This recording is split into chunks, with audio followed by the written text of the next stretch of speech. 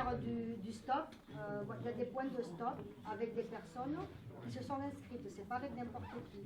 L'autre jour, je me suis arrêtée sur ce tronçon de route pour recueillir un jeune qui devait avoir 14-15 ans, qui allait à pied. Donc, et en plus, le train, il avait raté. Et donc, ce qu'on a fait, on a fait une étude parce que c'est une volonté qu'on a, mais on butait un peu sur le rond-point de Pain-Juste-Arrêt. Et on ne pouvait pas passer. Et donc, l'autre jour, j'ai soulevé cette question, notre réunion commune avec le maire de Pain-Juste-Arrêt. Donc, nous, on a chiffré, on a chiffré le prolongement que vous avez après le chemin du Marchand sur le côté droit jusqu'au rond-point. Donc, on sait combien ça peut coûter. Ça s'appelle Réseau Pouce.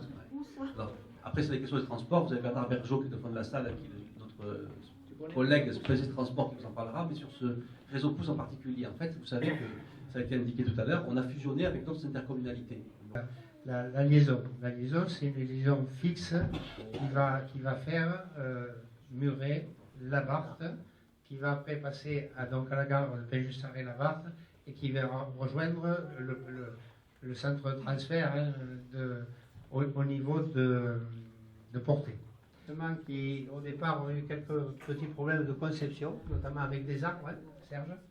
C'est ça. On a enlevé les arbres et forcément les trottoirs ne sont pas forcément adaptés. C'est vrai. Si, donc, je reviens sur la fusion avec l'Axe Sud le faisait. Il y a toujours sur ces écoles-là 2 menus végétariens avec et menus viande. Ouais.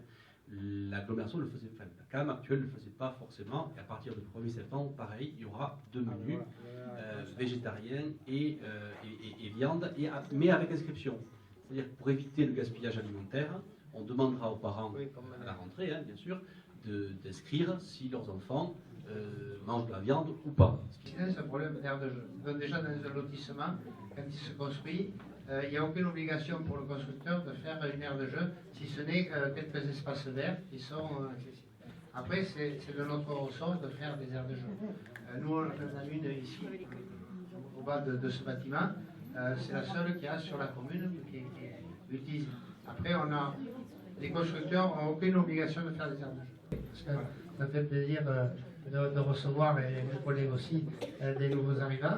On ne pensait pas qu'on soit aussi nombreux, honnêtement, parce que dans l'autre mandat, on le faisait le samedi matin. Et je pense que le soir, comme ça convient un peu mieux. La preuve, c'est que vous êtes beaucoup plus nombreux qu'à l'époque.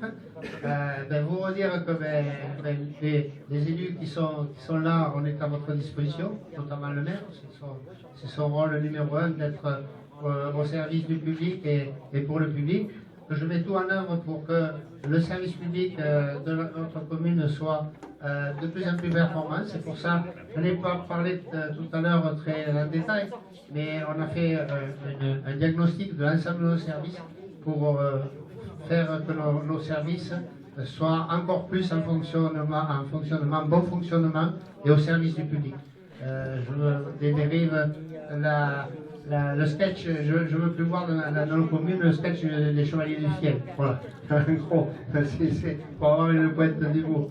Voilà, donc je suis à votre disposition, vous pouvez m'interpeller quand vous voulez. Quand même, hein. Merci encore.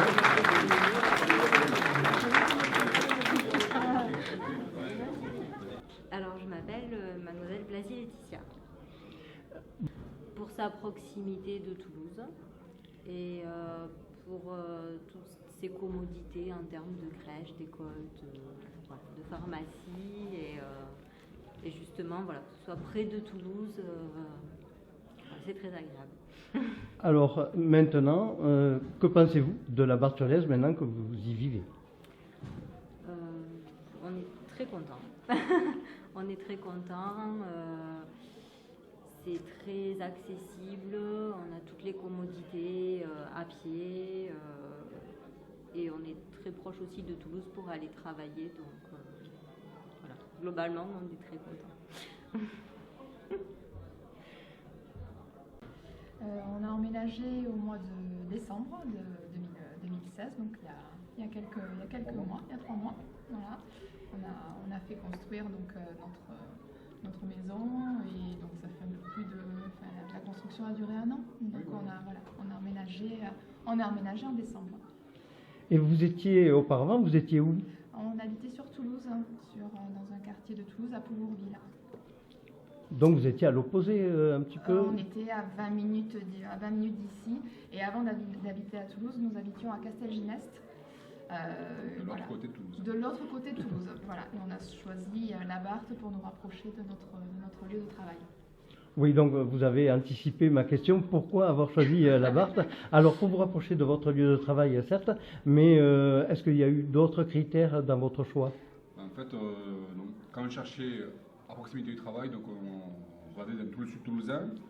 Et parmi les villages qu'on envisageait, la Barthe présentait de bons points, dans le sens où c'est un village qui a son champ, qui est bien équipé, et voilà, qui fait des efforts pour les enfants. On voit que l'éducation est mise en avant.